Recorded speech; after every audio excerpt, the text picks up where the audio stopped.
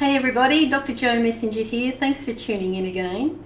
In this video today, we're going to be covering the topics of the warrior and the mystic, because the more you can learn about who you are for yourself, know thyself, and the more you can know what you're here to do, how you can maximize your natural innate gifts, and how you can polish off the things that need a bit of polish, the easier it can be for you to fulfill your life purpose, to manifest the life of your dreams, and to feel more fulfilled, rather than just end up surrounded by a bunch of toys and still feel like something's missing. And I know I said in the last video that we'd be doing this topic today on the elements, the earth, air, fire and water, and how that relates to the planet and to you. But this step needs to come first. The warrior and the mystic information needs to come before the elements information in the natural progression of where we're going. And just a little sidestep for a minute. A little bit of housekeeping, just to give you a heads up that really soon I'll be launching a new project that makes it available for you to have more access to this knowledge, such as we've been doing, and going deeper and deeper and deeper into how that relates to you and what you can do with it yourself. And also paying more attention to what your gifts are that you packed into your suitcase when you incarnated, and what your wounds were or still are, and to have a more protected space available so that we can do processes of resolving these wounds and or maximizing your gifts. Because some people just need the information and that they can go away and do it. The rest of us need to know how. We need to know the steps, and we need to embody it. We need to feel it. We need to not just think it with our masculine and our mind. We need to feel it in our hearts and our bodies in order for all of the levels of those woundings to be resolved so that we can move on. So that's coming soon. Let's get back to today. Oh, and let's just top up just a smidgen from last time. That's a little bit of a deeper layer as well, because we were talking about the left and the right, the feminine and the masculine in your master diamond blueprints, in your multi-dimensional sacred geometry for you. And I just wanted to add in that the right side is also the more physical, and the left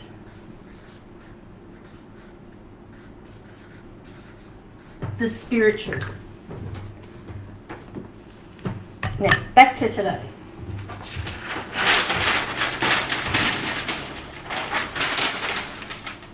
The warriors and the mystics. So, we've got our master diamond. That you're becoming more and more familiar with. The sacred geometric structure for you, for everything in your life, for your physical body, the functioning of all your organ system, tissues and functions, the structure and the expression of your emotions, your beliefs and your spirituality, however that is for you. So we covered in the last one, left and right, masculine and feminine. Today, what we're going to be covering is top and bottom. Top and bottom.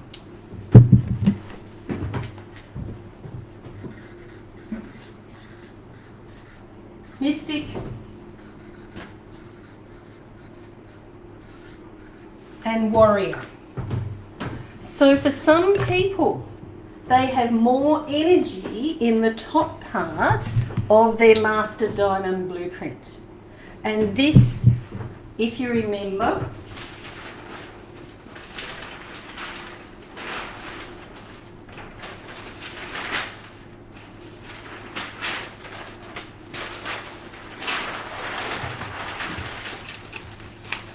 was indicated to us by the letters in our name. So wherever you have a lot of letters in your name, go back and watch that video if you like, rather than me repeating it all for the people who are up to speed. If you have a lot of letters in your name in the upper part of your Master Diamond blueprint, then you will tend to be more of a mystic, more mystical.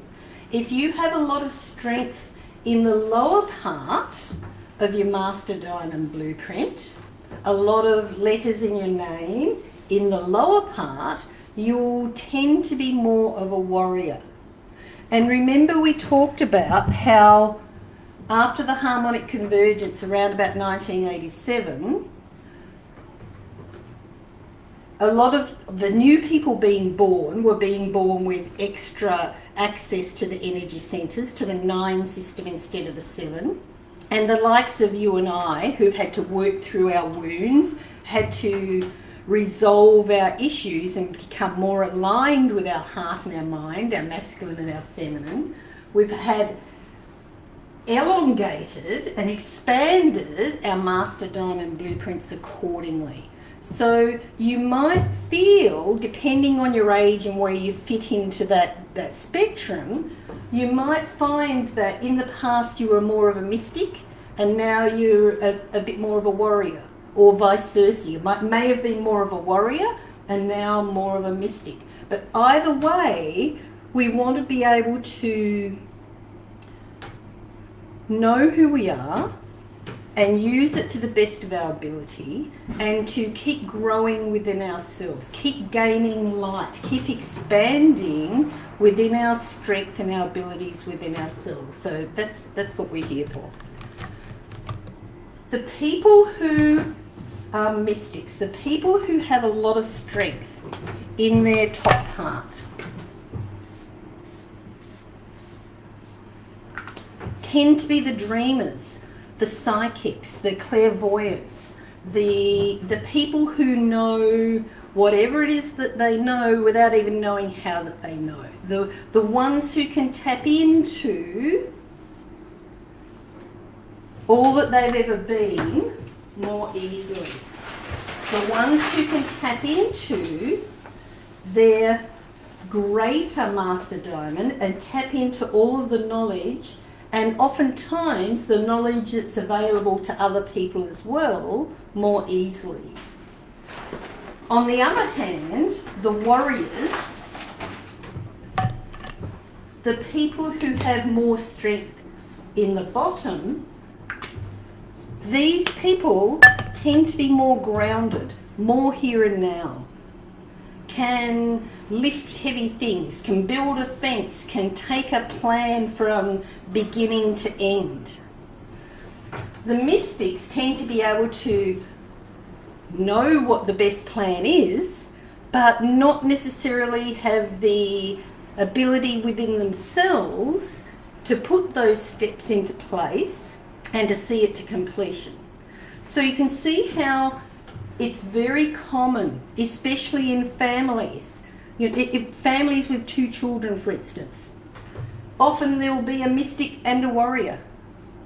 Even within twins, sometimes there's one that can tend to be more mystical and one that's more warrior-ish. Because there's always balance in the universe. Where there's one, there's another. So I'm about to say something that could get me cancelled in some circles. It's like for all of the Catholic celibate priests, there's the equivalent of all of the sex worker women that are balancing out their celibacy. And curiously, what they judge These people are keeping the balance for them. They're providing the service for them. So wherever there's a mystic, there will be a warrior somewhere. Wherever there's a warrior, there will be a mystic somewhere. And if they're attuned to each other, if they're respectful for each other, this can be just a marriage made in heaven. If one thinks that they're more superior than the other, or is suspicious of the other, or doesn't trust the other, whatever, then this can be quite antagonistic. But in an ideal world, that balance of working together is just perfect. And this is where so many people are endeavouring to go in the future. Away from the warrior way, the masculine way is the be-all and end-all, and away from we've got all of these great plans but never do anything with it, into a world where both are used equally. Does that make sense? Do you follow me? So these people, the mystical people, tend to eat more plant-based food, vegetarian food, high vibrational, light food. These people tend to eat more dense food, the red meat, the coffee, the tea, the white meat or no meat, the red meat. In exercise, this is the Tai Chi, the yoga nidra. This is the boxing. This is the boot camp. Can you see where I'm going with this? And it's not that one is better than the other. It's what is best for you.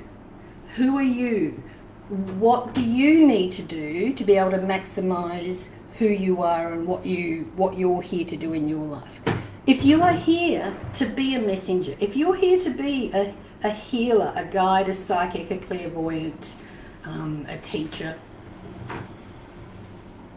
then plant-based food, Tai Chi, yoga, high vibrational foods and activities are probably more of a match for you. If you're a warrior, if you're here to call out toxicity, if you're here to call out corruption, if you're here to build highways and buildings for these people to live in, then it's probably more red meat and football and boxing and kickboxing and whatever else for you. So it's not about one is better than the other. It's what is best for you. These people, the people who are strong in the top part of their master diamond, they need to watch out for being too ungrounded, being too airy-fairy, to be so enlightened and have access to so much knowledge that they're not very practical, that they can't cook a meal, that they can't manage their diary, that they can't balance their finances.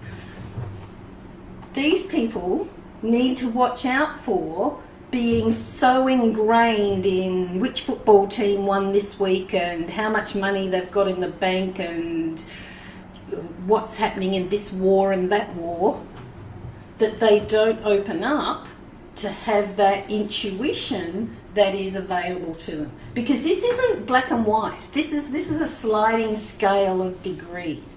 And it's completely up to you what you do with what you were born with. So your name is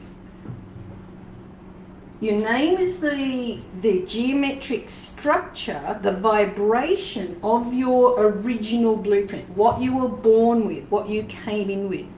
And it's completely up to you what you do with that. You can be the most gifted, psychic, intuitive in the world.